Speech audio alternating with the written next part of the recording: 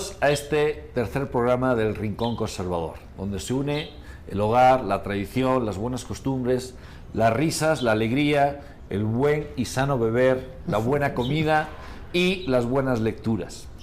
Me acompaña, como siempre, Juan Iván. ¿Cómo estás, Juan Iván? A la orden, Pedro. Juan. Buenas tardes. Y hoy vamos a hablar de las dificultades. No sé si son dificultades o es un Everest o la cordillera del Himalaya que tenemos que enfrentarnos, ¿no? ¿Cuáles son las dificultades para un movimiento conservador en México? Juan Iván, empieza. Tengo aquí un guión, pero vamos a ser un poco más alivianados. A ver, empezarías tú. ¿Cuál sería la mayor dificultad que tú entiendes que tenemos los conservadores para generar un movimiento que nos lleve finalmente al poder político, ¿no? Que finalmente toda teoría política tiene la finalidad de formar líderes para que lleguen a tomar el poder y generar una sociedad acorde a sus ideas? La primera es interna y es de autorreconocimiento. Los conservadores, que yo sepa, y hasta este momento en México, no han podido romper el círculo del silencio. Por usar una frase en boga, no han podido salir del closet. Porque el conservadurismo, si bien existe en su forma, en su concepción y en su práctica, no existe en su materialización política. Salvo nuestro movimiento, para no anunciarlo, no hay ninguna fuerza en la historia del país que sea reconocido como fuerza conservadora. Digamos, ni siquiera el movimiento cristero, ni siquiera la Liga para la Defensa de la Libertad Religiosa fueron fuerzas que se autoconsideraban conservadoras, mucho menos el Partido de Acción Nacional, y hoy vemos a los líderes de Acción Nacional que se autocalifican de izquierdistas. Entonces, el problema es cultural. Soy conservador, pero me da pena reconocerlo. Ok. O sea, repite la palabra de autorreconocimiento. De autorreconocimiento. O sea, y aunque no voy a nombrar el Partido México Republicano que tú lideras, ¿ustedes sí se reconocen como conservadores estatutariamente? Sí, claro. La primera premisa del partido es: somos un movimiento conservador. Ok. Juan, ¿qué barreras tendríamos los conservadores? Yo creo que la principal que existe en México es la falta de liderazgos, ¿verdad? No hay gente a quien seguir, no hay cabezas que salgan a liderar a la sociedad. Ahorita lo que tenemos es que en todo caso se forma una asociación, un organismo, pero la gente no sigue a instituciones, sigue a personas. Okay. Entonces, si tú lanzas un proyecto con una institución, pues la gente dice: ¿quién sabe quiénes son estos de los chalecos o de las lo que sea, ¿no? ¿Quiénes están atrás? ¿Quién está dando la cara? ¿Por qué quieres que yo saque a dar la cara si tú no la das, Karen? O sea, ¿cómo me invitas? Sí, es una militancia vergonzante, podríamos decir. Sí. La gente que da dinero, que hay algunos que dan dinero, que aportan, no quieren aparecer. ¿No? Eso podríamos decir. De veras como el de Juan, son contados y siempre tienen un destino complicado interno y externo, ¿no? Sí, porque incluso internamente eres rechazado, ¿no? Sí, hay fuego amigo muy... Fuego amigo, ¿verdad? Es más dañino el fuego amigo que el del exterior. Fuego amigo y nutrido. Muy bien, bueno, yo tengo aquí una serie de dificultades que he señalado, bueno, que he resumido. Perdón, pero hay una injusticia que estoy cometiendo.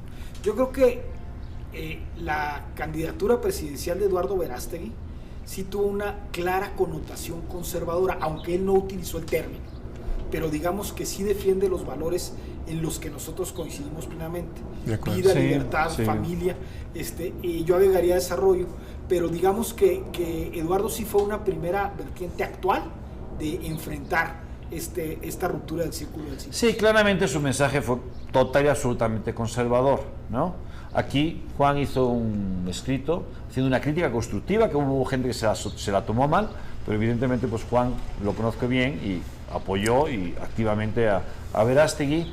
Algún día, esperemos no muy tarde, que tengamos a Verástegui y le podemos preguntar acerca de esto, ¿no? Sí, porque el problema no fue Eduardo, fue todo el conjunto de acciones que se llevaron a cabo, la gente que lo rodeó, la estrategia, la infraestructura. Hubo fallos. Claro, bueno. Además es muy sencillo. Si tienes un movimiento político, quieres llegar a tu objetivo. En este caso era ser candidato y no lo fue, y hubo fallos. Eso no significa que los aquí presentes critiquemos y reconocemos su gran labor, su gran labor de opinión pública, ¿no? Exacto. Pero bueno, yo voy a otra serie de problemas que yo veo con respecto al movimiento conservador. No hace mucho, en el CIPAC de hace creo un año o año y medio, ya me acuerdo, tuve la suerte de recoger a Miklos Lucas en el aeropuerto de la Ciudad de México para llevarlo, y hablando, se quedó como pensando y decía, ¿el conservadurismo tendrá la respuesta a esto? Al globalismo, a lo que estamos viendo, ¿no? Okay. Y fue una autopregunta, ni siquiera me lo preguntó, se lo hizo, y es una reflexión que yo me he hecho. Podemos hacer frente a, y aquí pongo una serie de problemas que yo veo, ¿no?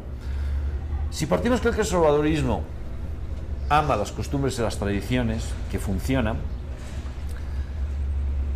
¿qué hacer frente al enorme avance tecnológico, con todas sus implicaciones? La sociedad cambia rapidísimamente. Mi generación, más o menos estamos en la misma generación, es muy distinta a la que sigue. Yo soy muy distinta a la de nuestros padres, pero nuestros padres eran prácticamente iguales a nuestros abuelos. Voy a poner un ejemplo, perdón que hable de mí. Cuando yo tenía 5 años, mis tíos me llevaron a una era. Un burro que arrastraba un trillo. El trillo de madera abajo con hierros y piedras. Se bajaba el trillo, se daba vuelta y el trigo, creo que era trigo cebada, se rompe, ¿no? Eso se agarraba con palas, se presenta a un tamizador y de ahí sale, ¿no? Obviamente con 5 años yo no lo sabía, pero ahora que tengo ya unos cuantos más, ¿cuál es la diferencia entre ese trillo y un trillo romano? Que he visto muchos a lo largo de mi vida. El hule de las ruedas, el única diferencia. Más de 2000 años, quizá 3000 años, no lo sé cuándo empezó ese trillo. En Roma ya existía. Mis padres y mis abuelos prácticamente, y por supuesto mis bisabuelos vivían exactamente igual, ¿no? La sociedad cambiaba muy... Ahora, la tecnología cambia rápidamente. ¿Cómo podemos engarzar el conservadurismo en esta realidad tecnológica tan brutal? Juan Iván. La tradición prevalece y la costumbre se adapta, creo que es la fórmula. A mi parecer, la tecnología es una herramienta subordinada a un gran objetivo. En el sentido de que para no tener frío podemos tener un calentador eléctrico, podemos tener tecnología digital que regule la temperatura, me parece que es absolutamente válido porque sigue siendo sobre la misma premisa. Pero cuando utilizamos la tecnología para la irrupción a las cosas que funcionan, la tecnología se convierte en una suerte de enemigo práctico de la sociedad. Voy al caso. Las redes sociales tienen la enorme ventaja de que comunican a una sociedad civil antes inconexa y comunicada solo por las grandes corporaciones del Estado. Sin embargo, tienen la deficiencia de que al permitir que esta herramienta esté en manos de todos y al haber un interés claro de una línea de pensamiento destructora de la sociedad, se utilizan para difundir cosas que destruyen a la sociedad. Entonces, la herramienta de difusión no es negativa. Lo que es negativo es el uso que se le da a esa herramienta. Entonces yo soy el primer defensor de la gran tecnología regulada bajo el matiz de lo que es útil y bueno, como en todo lo demás. Juan. Sí, pues bueno, coincido con Juan Iván.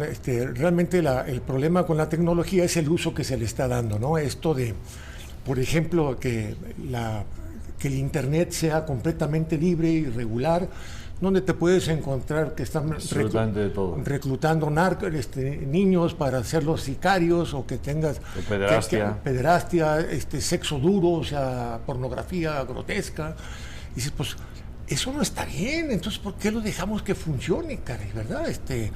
Entonces yo creo que el uso, como dice Juan Iván, es la parte importante. Y ahora otro de los puntos que representa esto es que nosotros los conservadores no hemos hecho uso adecuado de la tecnología, ¿sí? Realmente quienes han tomado el control de los grandes medios de comunicación y de las redes sociales son los liberales, ¿verdad? Entonces estamos abrumados con toda la basura que nos están aventando, ¿no? Yo les digo a los papás que es muy bueno que sean buenos padres, que eduquen a sus hijos, que los quieran, que los acompañen, pero eso no es suficiente. Ya no es suficiente ser buen padre.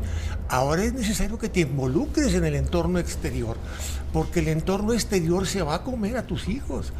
O sea, no creas que porque lo tienes en un colegio religioso y porque tú eres una persona de orden y vas a la iglesia, etcétera, ya está bien. No, es que fuera de ese pequeño triángulo, o sea, todo es negativo, todo es contrario a ti. Entonces, si tú le dejas ese espacio a los progresistas, pues tus hijos no van a poder triunfar como tú estás queriendo hacerlo. Yo si haciendo un pequeño resumen, yo diría, control, que es el gran problema es quién va a controlar. Pero bueno, eso haremos un programa de ese tema. Yo estoy totalmente de acuerdo, ¿no? Justamente acaba de esas denuncias que se han hecho a Instagram, que utilizan técnicas adictivas para niños. O sea, es un tema moral. Pero claro, volviendo al principio del conservador, que tenemos pasiones y que debe haber alguien que lo regule, porque la pasión de poder y de enriquecimiento ilimitado de estas grandes corporaciones, alguien las tiene que limitar. ¿Quién? Ese sería otro tema bastante complicado, que ya hablaremos. Hay que abordarlo. Otro que está muy relacionado con este mismo tema. El conservadurismo, y entre ellos la Iglesia Católica, y supongo, conozco menos, porque no es mi región, pero el mundo protestante, sufre una gran pérdida en el momento de la revolución industrial, cuando grandes masas desarraigadas van a las grandes ciudades a trabajar en esas empresas, muchísimas horas, con hacinamiento, promiscuidad, falta de rabino, falta de sacerdote, falta de padre, de madre, de abuelo, ¿no? ¿Se puede tener una sociedad conservadora en estas mega urbes de 25 millones, de 30, Tokio, Shanghai, Nueva York, Ciudad de México, Monterrey? ¿Es posible, Juan Iván? México es la muestra de que se puede, porque México, a diferencia de muchas otras urbes, nació siendo una urbe. La Gran Tenochtitlan nació siendo una gran ciudad y siempre se administró como gran ciudad y siempre hizo que prevalecieran las tradiciones. Me parece que el desarraigo y el bucolismo que va relacionado a que los conservadores amamos la vida rural puede trasladarse bastante objetivamente a la ciudad si la ciudad funciona en base a las tradiciones que la han hecho funcionar. Y esas tradiciones que hacen funcionar a la ciudad son las tradiciones del barrio, de la coexistencia del vecino, de la buena voluntad, de la parroquia o de la iglesia vecinal, del policía de barrio, de la realidad de la seguridad conjunta y hasta de la competencia, calle arriba y calle abajo, ¿no? Me parece que la organización social hispánica, generalmente en 7 barrios, daba por consecuencia en la vida del Reino de la Nueva España la posibilidad de que hubiera una sana competencia, una adecuada organización religiosa, y permitió la integración del indigenismo al mestizaje y del mestizaje al europeísmo o a la concepción occidental cristiana en una forma absolutamente natural y absolutamente urbana. Entonces yo creo que no solamente se puede, sino que hay que encontrar de nuevo esa revinculación. Sí, pero yo estoy de acuerdo con eso, ¿no? Que yo pueda salir y conocer la pescadera y tal y demás, ¿no? Que, bueno, ahí estarían las grandes corporaciones. Y comprarle a tu vecino en lugar de Walmart. Ahora, le voy a hablar de la señora de la casa, que es la alegría de la casa, como en todas las casas. Hace 2 horas y media, todos los días, para venir aquí, para llevar. Yo le ofrecí un cuarto súper digno y no quiso porque prefiere ir a su familia, ¿no? Porque claro, son 2 horas y media de venida, 2 horas y media de vuelta, más 7 horas de trabajo, estamos hablando de 12 horas, ¿no? Para que genere esa educación en sus hijos, bueno, ya son mayores, pero en su momento hacía lo mismo, es más difícil, ¿no? Es donde yo voy, es mucho más difícil. Sí, de acuerdo. Fíjate que regresando otra vez a la Declaración Universal de los Derechos Humanos y los tratados internacionales sobre derechos humanos, hablan de que un derecho humano importantísimo es que la familia tiene derecho a la protección de la sociedad y del Estado. Entonces, cuando tú tienes este problema de la señora... Que no es el mío, es de... Sí, no, o sea, es universal. Sí. Aquí en la Ciudad de México, un estudio que se hizo hace unos 10 años más o menos hablaba de que el promedio de traslado en la Ciudad de México era de 3 horas. Sí. ¿Verdad? Entonces dices, oye, pues es una locura. Pero además las condiciones en las que viaja la gente, o sea... Terribles. Sí, o sea... Vas en la mañana parado, agobiado, apretujado, y en la tarde regresas peor, porque vienes de regreso cansado, sudado, apretado, manoseado, pisoteado. Dices, oye, ¿y con qué ganas llegas a la casa, caray, no? Y si te avientas como a tu caso, de la señora de aquí de la casa, 2 horas de ir y 2 horas de... pues llegas hecho polvo, caray, ¿no? ¿Qué tiempo te da a generar hogar y educación a tus hijos o a tus nietos? Exactamente. ¿No? O sea, por ejemplo, uno de los temas de la protección de la familia es un sistema de transporte que realmente haga eficiente llegar a la... Yo iría más lejos. Digo, Yo no, creo que es eso como un ejemplo, que ¿no? me gustaría un día de hablar justamente, de invitar a algún urbanista, o sea, política de Estado que evite estas grandes concentraciones, a largo plazo, obviamente. Pero bueno, ok. Sí, pero, perdón, más Adelante. para terminar de enfatizar, o sea, ese es un ejemplo de cómo se puede proteger a la familia, ¿no? O sea, realmente buscando que los padres puedan estar buen tiempo y de buena calidad con la familia, ¿no? Pero ahora resulta que como económicamente está la gente muy necesitada, los dos salen a trabajar, los dos llegan cansados, los hijos se quedan con la abuelita o con la vecina. En el mejor de los casos. En el mejor de los casos. Y entonces dices, pues así no se puede hacer una familia. Y si la familia es el elemento fundamental de la sociedad, si falla la familia, falla la sociedad, falla el Estado. Falla el barrio, falla la comunidad, falla la polis. Exactamente. Por eso Sí, es el este elemento es uno de los grandes fundamental. temas que ella es política de Estado, ¿no? Está a nivel nacional, porque es la redistribución de estas grandes urbes en centros urbanos más pequeños, mejor conectados y más humanos, ¿no? Pero no es un problema de urbanismo, es un problema de economía, que creo que es donde Va a estar tenemos mezclado, que, ¿no? La concentración económica trae por consecuencia la concentración poblacional. Y Exactamente. la concentración económica deriva de una visión política y de una visión económica que tiende a destruir el entorno de la producción local y a subsumirse a los grandes mercados que destruyen las posibilidades del campo. Entonces yo creo que lo decía al principio, los conservadores somos bucólicos. Si México garantiza un sistema alimentario desde su campo y revitaliza su campo y utiliza las remesas que están recibiendo de los que ya expatriamos a Estados Unidos ordenadamente para que el campo se reactive, vamos a tener otra vez un México donde cuando prevalecía lo rural, a pesar de que había una gran urbe, el país funcionaba de mucho mejor manera. Sí, pero estamos dando una urbe, a lo mejor a los 40 no tengo las cifras, pero a lo mejor que llegaba a 4 o 5 millones, ¿no? Posiblemente. Pero la población tiene ahora 120 millones. O sea, Pero claro. el problema volumétrico no es el problema es que destruiste la posibilidad rural. Ok. Y al haber destruido la posibilidad rural, destruyes también la posibilidad del entorno. O sea, estás en una sociedad mundial en la que hay que comprarle a la gran oligarquía internacional de alimentos y de bebidas todo y no comprarle al vecino y a la región nada. Y ese es el gran problema de la concentración. Y se están comiendo, hablaban hace unos 15 años de que por cada autoservicio que se inauguraba, cerraban cerca de... Claro. Bueno, esto es un tema interesante, que uno de mis temas favoritos, que el gran enemigo del conservadurismo no es el famoso marxismo cultural, sino el gran capital, ese lo que le llaman el turbocapitalismo, ¿no? Pero es el gran enemigo de la sociedad, no del conservadurismo. Bueno, bueno, finalmente de la sociedad, porque bueno. De acuerdo. Ok, pero bueno, ese será otro tema que trataremos en su momento.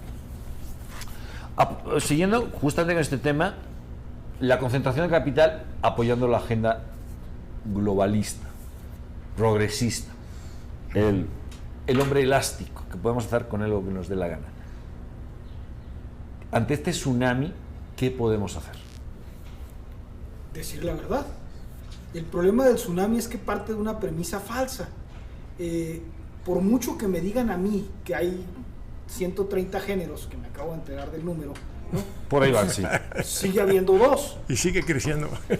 Entonces, el problema es un problema de narrativa que como ola se va. A mí me decían que esta ola iba a destruir a la humanidad. Yo decía, pues eso decía en los 70 del movimiento hippie. Pero cuando no está arraigado a la lógica, cuando no proviene de la tradición, cuando no proviene de la realidad vinculante, terminan por ser momentáneos. ¿Por qué la familia ha prevalecido desde que tenemos concepción histórica? Pues porque es algo que funciona y porque es algo que protege al individuo y porque es algo que prevalece. Si las élites suicidas empiezan a despoblar y empiezan a reducirse, pues los propios suicidas se van a quedar sin descendencia. O sea, George Soros tiene un hijo homosexual y hasta ahí llegaron los Soros, ¿no? Entonces yo creo que en el mediano plazo vamos a volver a que la tradición se reimponga, Pedro. Y me parece que esta moda fatídica, lamentable, compleja de querer imponer una cultura no vinculada a la realidad va a ser de muy corto tiempo. Ok, eso es una visión positiva, ¿no? Esto me da gusto escucharlo. Bueno, sí, este problema del globalismo, que no es que es diferente a la globalización, o sea, realmente la globalización es buena. También tendremos algún programa sobre que este tipo de interactuemos a definiciones nivel internacional con los otros países, pero el globalismo es un movimiento donde países e intereses económicos muy poderosos quieren normar la conducta del resto del mundo y sobre todo el tercer mundo. Hay un estudio que hizo Kissinger en los 70s, ¿verdad?, que se llama el informe Kissinger. 74. Ajá, exactamente, donde decía que la gran amenaza a los Estados Unidos no era en la Unión Soviética, no eran los países comunistas. La gran amenaza para Estados Unidos era la migración del tercer mundo. Que si dejamos que sigan creciendo los países del tercer mundo, entonces vamos a tener un problema como ahorita se está viendo en Estados Unidos. Pero entonces esto siguió avanzando y en la conferencia del Cairo en el 94, ahí se propuso que se estableciera el aborto como un método de control natal, ¿no? ¿Y qué es eso? Pues el aborto a petición, ¿verdad? Oye, sí quiero este hijo, pero hasta dentro de 2 años, entonces déjame lo mato. Oye, sí quiero a esta niña, pero yo quería que fuera niño, entonces déjame la mato. O sea, esa es la sí, por eso yo decía, bueno, aquí hablé de las megacorporaciones, pero también de los megaestados, ¿no? Estados Unidos, justamente, Kissinger, que ha sido uno de los asesores más importantes, si no el más importante, de los últimos presidentes, ¿no? Exactamente. Entonces, es muy interesante, son otros temas que tendríamos que tocar, pero la revista Time describe la conclusión del Cairo, de esto del 94, la primera conferencia internacional sobre población y desarrollo, que se titula Más poder a la mujer, menos bocas que alimentar. Sí. O sea, si tú logras convencer a la mujer que eso de ser esposa, madre y ama de casa es una estupidez, la mujer no va a querer quedarse en la casa. Entonces la han convencido de que tiene que salir a trabajar, que tiene que estudiar. Y lo que tenemos ahorita, por ejemplo, ya son muchas universidades donde el 55% de los estudiantes son mujeres. En Irán, ¿Sí? por ejemplo, llegan al 60%. Hubo una ley donde se ponía que tenían que llegar al 50%. Y dijeron, ¿qué progresistas es la ley? Dicen, no. Fue una ley hecha para evitar que las mujeres fueran más del 50%. O sea, que no es una cosa solamente del mundo occidental, que está bien, que no hay ningún problema, ¿no? Sí, bueno, el problema es que está pasando esto de la despoblación, ¿verdad? O sea, estás logrando que la mujer no quiera casarse. Por ejemplo, presentaban un estudio en el Cairo donde decían, la mujer que estudia una carrera y trabaja es una mujer que se casa más tarde, que tiene menos hijos, que practica más abortos, porque precisamente la desvincula de su naturaleza. Sí, bueno, esto queremos otro tema, pero aquí la cuestión no es que la mujer no deba formarse, que no ese es el tema, no. Sino que a nivel cultural se degrada el papel de madre. Ese es el grave problema. Y que está basada en una tesis neomalthusiana que habla de que los recursos se van a acabar y que la salida es la despoblación y que al final del día es una agenda contra el ser humano. Yo creo que ya demostró la China comunista que la política de un solo hijo destruye a la sociedad y ahora están revirtiéndola. India también. Bueno, estos son los grandes temas que trataremos con detenimiento en esto. Muy bien, sí. Pero bueno, finalmente me quedo con lo de Juan Iván, que esto es una moda pasajera, ¿no? Que ante este tsunami donde el turbocapitalismo y los grandes estados han estado impulsando una política progresista, ¿no? Bueno, nada más para completar, o sea, todo esto del calentamiento global, que de repente nos dimos cuenta que el planeta se está acabando, es lo mismo, ¿verdad? O sea, no queremos más gente en el planeta. Un día me dijo una señora que me encontré en un supermercado, ¿no? Oiga, que pues lo vi en la televisión, que no sé qué, y sí, es que hay que hacer algo para parar el crecimiento de la población, no sé si hasta pues empezar a matar. Suicídese, señora. No, yo le dije, bueno, ¿y por qué no apunta a sus hijos como apúntelos en la lista, caray? Pues sí. Si todos los seres humanos del planeta nos juntáramos con 1 metro de distancia, no ocupábamos la mitad del territorio urbano de Tijuana. Sí. El planeta no registra al hombre. O sea, por cada ser humano hay 500 árboles. Sí. Acaba de publicarse un estudio que dice que hay más de 3 trillones de árboles. Sí. Entonces es toda una relatoría que tiene por objeto destruir al ser humano, reducir al ser humano y acotar su crecimiento, porque lo que no se quiere es que haya población. Totalmente. Y la pregunta es, ¿quién podría estar interesado en esto y por qué? Y abre puertas. Bueno, no, les voy a cortar porque este tema es muy interesante y unos temas torales o centrales para que se queden picados del globalismo. ¿Ok? Muy bien. Ahora, siendo muy objetivos, incluso antes de la Revolución Francesa, ¿no? Desde Rousseau y quizá antes, pero bueno, voy a ponerlo desde los ilustrados de la Revolución Francesa. Los conservadores llevamos derrota tras derrota, a nivel cultural, medios de comunicación, libros, teatro, lo que quieras, incluso en los guiñoles de las plazas de pueblo, ¿no? Y en el terreno práctico, pues también nuestros éxitos son muy pocos, ¿no? A mí me hace mucha gracia cuando los conservadores, los memes, lágrimas de progre, ¿no? Y se burlan de los progresistas. Yo digo, pero ¿qué lágrimas de progre? Si pierden una de 99 que perdemos nosotros, ¿no? Exacto. Entonces, perdemos hasta en los recreos, ¿no? Somos más malos que el alcoyano, que digamos en mi tierra, ¿no? Bueno, mi tierra México, pero mi tierra España, ¿no? Entonces, tenemos en nuestra ADN la derrota. Eso es objetivo.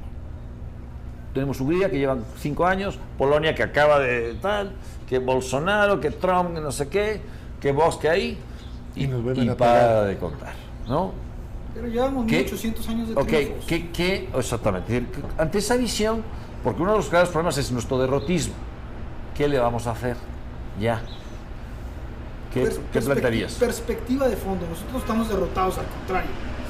Nosotros no estamos derrotados. La tradición es futuro. La tradición es futuro. Bueno, esto es un buen para nuestro productor, para que lo ponga, ¿eh? La tradición es futuro, Héctor, para ponerle una buena frase. Nosotros tenemos que entender que la prevalencia del modelo occidental cristiano llegó a su cúspide aproximadamente en el siglo XVI, y luego viene la tecnología del Renacimiento y una serie de cuestionamientos a valores tradicionales, y la tradición tiene que modificarse porque se empiezan a demostrar realidades sociales distintas. En este cataclismo, en esta irrupción de la modificación del medioevo, la adaptación de la tradición occidental cristiana es muy eficaz. Surgen instituciones maravillosas como el Imperio Español, como el nuevo Sacro Imperio Romano Germánico, y vuelven vitalmente a la minoría occidental predominante en el mundo. Y predomina en el mundo hasta que se autodestruye. Lo que iniciaron los romanos es todavía lo que está sucediendo en Washington. El dominio occidental de la cultura inició hace 2000 años. Entonces, desde esa perspectiva, la tradición ha prevalecido. El problema es que el elemento destructor está dentro de la cultura occidental. Y los occidentales, por autoacotarse, deciden empezar a suicidarse. Sin embargo, seguimos siendo, la cultura occidental cristiana, el referente de avance de la mayoría de los pueblos. Me parece que otra vez se trata de poner en perspectiva lo que está pasando. Tenemos que entender que a veces cuando se es muy exitoso, se cae en un vicio autodestructivo. Okay. Yo creo que podemos resolverlo con dos grandes medidas. La primera y más importante, sintiendo orgullo de lo que es el occidente cristiano. Y la segunda, tomando decisiones adecuadas respecto a quién tiene que representar estas decisiones. Y eso tiene que ver con la política, y creo que el surgimiento de Bolsonaro, de Trump, hasta del propio Milei, tienen que ver con una reorientación de esta naturaleza, y sin duda va a haber convulsiones políticas y sociales, pero si la tradición no prevalece, se acaba la humanidad. Ahora por primera vez está en riesgo la especie humana, porque el enemigo occidental, el enemigo que surge desde nuestra propia entraña, está utilizando las herramientas de Occidente para destruir la tradición cristiana. Ok. Pero Frankenstein. Frankenstein. Juan. Ay, Después del rollo de que yo, Juan, te perdí. ¿En qué me quedé? Sí, la verdad es que... La idea era, llevamos 2 siglos o 2 siglos y medio de derrota. Sí. Como para generar pensamiento conservador, para generar movimientos conservadores, para generar un movimiento político que pueda tomar el poder, concretamente en México, que hacer frente a esa realidad. Perdemos hasta en los recreos. Sí, yo creo que, bueno, tenemos que sensibilizar a la gente, porque la verdad es que, vuelvo otra vez a los liderazgos, ¿no? Si la Iglesia Católica es el referente del cristianismo en México, y no hay un protagonismo de los obispos, de la jerarquía, que dirija a la sociedad, pues hay un problema. O sea, durante muchos años, siglos, la iglesia se convirtió los sacerdotes se convirtieron en el referente social moral. Vamos a decir una... Bueno, sí. Y entonces yo digo que evolucionamos a convertirnos en una sociedad que depende de papá gobierno y de mamá iglesia. Pero si mamá iglesia se queda callada, la sociedad se queda desorientada. Hay que evolucionar a decir, bueno, vivan ustedes, o sea, vuélvanse independientes, actúen por sí mismos como laicos. Claro, fíjate, justamente este era el último tema, pero que ya lo sacaste, lo pongo ahora. Es decir, la sensación que tenemos muchos es que el gran referente moral que se enfrenta a esas dos grandes ideologías destructoras y destructivas, que es el marxismo y el liberalismo, ha sido la Iglesia Católica. Desde el siglo XIX hay enormes, muchos documentos criticando el liberalismo, la antropología, que ya también tocaremos ese tema, liberal, y la antropología marxista, que se parecen mucho. Y nos da la sensación a muchos que la jerarquía, tanto en Roma como a nivel local, como que cedieron, como que se sienten derrotados, como que ya por temor a romper la separación Iglesia-Estado de forma equivocada, no participan, no orientan.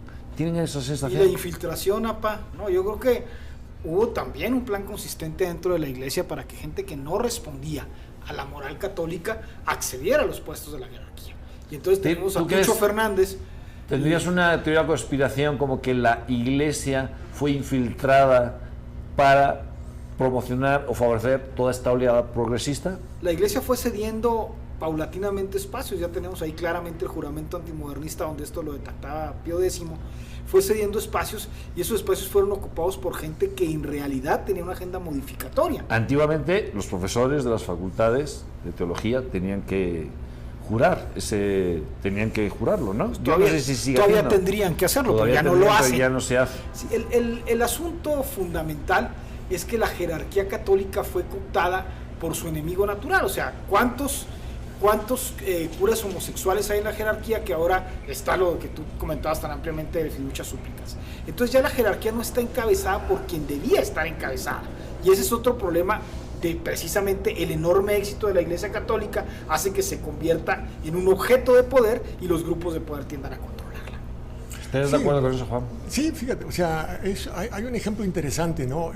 Si tú le preguntas a alguien quién es el líder mundial de los judíos, de los musulmanes, de los episcopalianos, nadie sabe. Nadie sabe, pero todo el mundo sabe que el Papa es el líder mundial de los católicos. O sea, el Papa se convierte en un referente mundial. Yo digo que cuando el Papa habla, todo el mundo lo escucha. Que no le hagan caso después es otra cosa, pero cuando el Papa habla, la gente voltea. Sí. Entonces, eso lo ha convertido en el centro de ataque. ¿Sí? Porque dicen, oye, que los abusos de los sacerdotes. ¿Cuántos, caray? A ver, sí, pero eso es otro tema, ¿no? Sí, puede ir también por ahí. Sí.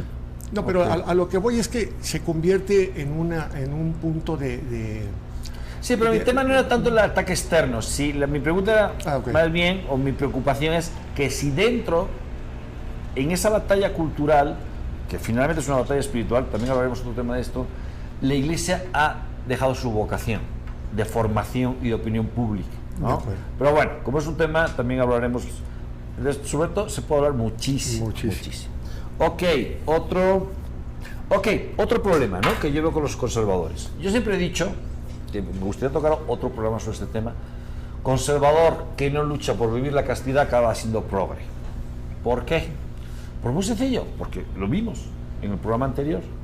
Los conservadores partimos que las pasiones tienen que ser controladas por nosotros, pero también tienen control social, y también mejor el control social que el control legal, pero en algunos casos debe haber control legal, obviamente, los crímenes graves, para que haya un bien común. Entonces, desde una antropología que yo creo que viene desde hace mucho, pero bueno, Rousseau quizá puede ser el más cercano, no de los más cercanos, pero bueno, como el origen, una visión de que tenemos que dar rienda suelta a nuestros instintos. Entonces, que grandes masas, usando a mi queridísimo Juan Manuel de Prada, que no conozco pero leo con gusto, tenemos derechos de bragueta, todos. Ya no sabemos qué hacer con esas partes, porque ya podemos hacer absolutamente todo. Pero claro, entonces cuando la gente tiene un hábito, que finalmente puede ser incluso una enfermedad, Cuando tú le dices, oye, para hacer una sociedad sana tienes que regular tus pasiones, te dice, pues yo no, yo ya no. Entonces, claro, es muy fácil, por eso digo, el conservador que no intenta luchar, al final acaba, porque no puede luchar contra su propia conciencia y su propia actuación, acaba siendo progresista, porque el progresista dice, sé libre, disfrútalo, está rico, ¿no? Y si dejas 3 embarazadas o dejas a tu mujer, ya 4 hijos, no pasa nada, tú disfrutas, sé libre, ¿no? Entonces, claro, esto es una dificultad. Bueno, pues ya saben, Twitter, Instagram, puedes encontrar cualquier niño de 7 años, parece ser que el promedio ya son la primer contacto con la pornografía es 7 años, 8 años, ¿no? Es una barbaridad. Para difundir nuestro pensamiento conservador, tema de las drogas, etcétera, ¿no? ¿Cuál sería? Digo, porque esto es una cosa muy generalizada, ¿no? Veo uno de los grandes obstáculos para difundir nuestro pensamiento porque exige una dureza, ¿no? Aquí te va a contestar, Juan, te va a dar la respuesta. Es una alarma, perdón. A ver, Juan Iván. ¿Cuál sería el obstáculo, Pedro? Ese que tenemos grandes masas, generaciones enteras acostumbradas a dar rienda suelta a sus pasiones. Y eso lleva a una serie de depresiones, etc. Cuando nosotros difundimos el pensamiento conservador, es un pensamiento que implica esfuerzo, implica negación, mi negación individual para el bien común, ¿no? Que es lo contrario a lo que dice el liberalismo, a nivel práctico, aunque teórico no lo diga, a nivel práctico es mi satisfacción personal, mi hedonismo, y lo que pase fuera me da igual, como si no influyera, ¿no? La respuesta es una respuesta que siempre hemos sabido y poco practicamos. Se hablaba de la ausencia de la iglesia en la formación moral, y esto trae inmediatamente la ausencia de la familia en la formación moral. Los padres y madres mexicanos han renunciado en un alto porcentaje a tratar temas que tengan que ver con el control de las pasiones, como tú lo denominas, que yo lo denominaría como una disciplina práctica para el bien social. Esta disciplina práctica para el bien social, que te hace un buen ciudadano, implica que adaptes tu cuerpo, tu mente, tu razonamiento a lo que te va a permitir funcionar como ser social, a lo que te va a permitir ser viable económicamente, a lo que te va a permitir ser viable como individuo que interactúa con otros.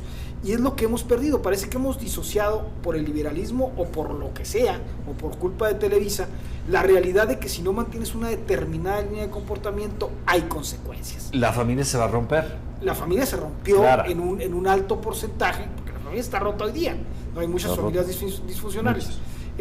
Se rompió en un alto porcentaje porque no fuimos capaces de autodisciplinarnos. Y yo creo que todos sabemos, Pedro, que si quiero pasar un examen tengo que estudiar, que si quiero caer bien a muchacha tengo que hablar por teléfono y pasar por ella. Entonces, si quiero ser viable socialmente, tengo que aplicar disciplina en mí. Y si no volvemos a ese principio elemental y le seguimos dando una connotación de sexualidad y no nos damos cuenta de que se trata otra vez de un remedio derivado de costumbre proveniente de tradición, vamos a darnos cuenta de que nos estamos equivocando. ¿Por qué la castidad es una herramienta para el orden social? No necesariamente por una cuestión moral, lo es por una cuestión ante todo práctica, porque como bien decías, los matrimonios más funcionales, los que más duran, los que menos costos de divorcios tienen, ¿no? Los que nos hemos divorciado algunas veces sabemos lo que implica el costo del divorcio. Podemos entender que la sociedad es tan disfuncional. Mi generación pasó y se sustenta en una lógica en que las parejas pueden ser cambiables en función de cuestiones eminentemente prácticas. Y ese pragmatismo ha roto con tradiciones que daban contenido a la vida social. Y yo creo que las tenemos que retomar desde una perspectiva práctica. No funciona no autodisciplinarse. Total. Y la castidad es parte de una autodisciplina. Claro, la castidad es amor, pero bueno, eso sería otro tema que no conviene. Juan. Sí, yo creo que reforzando esto, yo creo que hay un punto más importante todavía, ¿no? O sea, realmente esto que está pasando con la sociedad, donde el instinto sexual es el que está prevaleciendo, está siendo inducido. Totalmente. Porque cuando tú actúas con base a tu instinto, dejas de pensar. Entonces, las grandes élites, los grandes manipuladores, no quieren que pienses, quieren que reacciones. Entonces, nos están convirtiendo en perritos callejeros, ¿no? En marionetas. Sí, te veo, o sea, la veo, me gusta, me acuesto con ella. ¿Y después qué pasa? Pues nada, como perritos callejeros. Abortas y estás embarazada. Sí. Y... Entonces, tienes al niño y ahí anda. Entonces, realmente ese es un problema importante, ¿no? O sea, los que controlan los gobiernos, las gentes que tienen capacidad para incidir, no nos quieren pensantes, nos quieren actuando como animales, por instinto, sin razonar. Sí, ahí volveríamos a la tradición. No hace falta ni siquiera llegar al cristianismo. Los estoicos, que son previos, hablaban del... Por supuesto, Sócrates habla del control de las pasiones para generar una sociedad justa y prudente. O el ¿no? matrimonio en la República Romana. Exactamente, es previo al cristianismo. También el judaísmo. Lo que pasa es que, claro, el cristianismo toma la castidad y la convierte en donación, en amor, que es mucho más que una cuestión práctica, ¿no? Que ya, bueno, ya la van a unir con la unión con la Santísima Trinidad y demás. Pero bueno, esto sería otro tema que no es el momento. Estamos hablando de las dificultades para ser conservadores. Es más fácil ser conservador que progresista, Pedro, que es mi tesis. El problema es que el progresista paga muchos más costos en su militancia ilógica que hacer bien las cosas desde el principio. Decía Napoleón, vístanme despacio que llevo prisa. Ok, a ver, déjame retomar la frase, porque aquí Héctor va a tener que tomar muchas frases tuyas. Es más fácil ser conservador que progresista. Claro. Ok.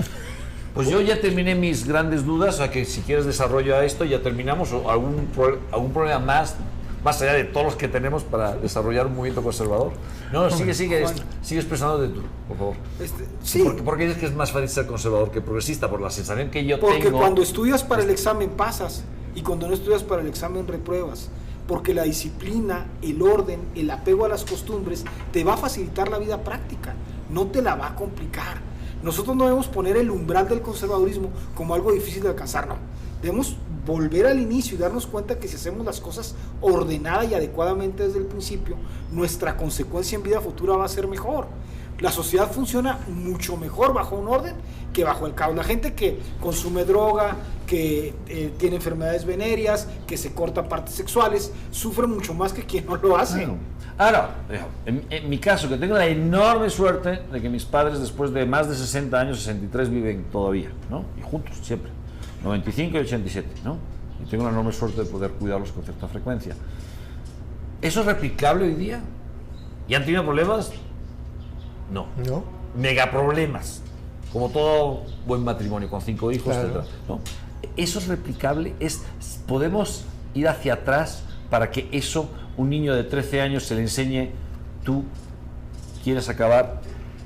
O sea, yo creo que tarde o temprano vamos a llegar a eso, ¿no? Okay. Porque, o sea, va a llegar un momento que este modelo que se está tratando de imponer va a ser crisis, Okay. ¿verdad? Entonces vas a tener que regresar a lo básico.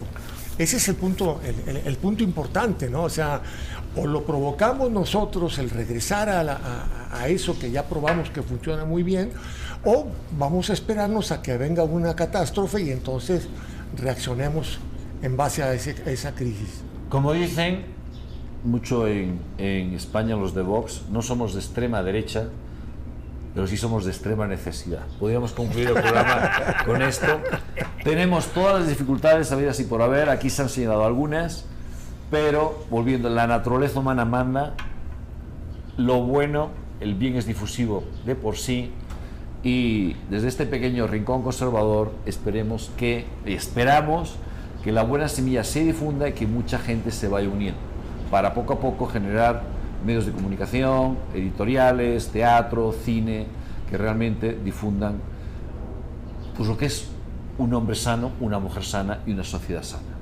Síguenos en Twitter, en Instagram, en Facebook, las redes sociales, apóyennos, denos retweet y difundan nuestras ideas si les gusta. Y si no les gusta, critíquennos, que también nos gusta que nos critiquen. Y además estamos acostumbrados desde niños a que nos critiquen. Además, Casi tenemos ¿cómo se llama esto? Un deseo morboso, sadomasoquista.